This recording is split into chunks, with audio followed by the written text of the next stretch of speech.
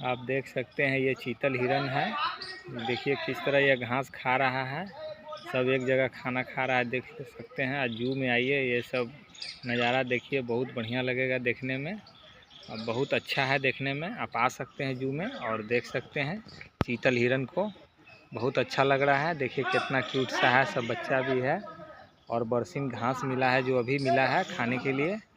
आप आ सकते हैं और देख सकते हैं। ये सब बहुत बढ़िया है देखने में।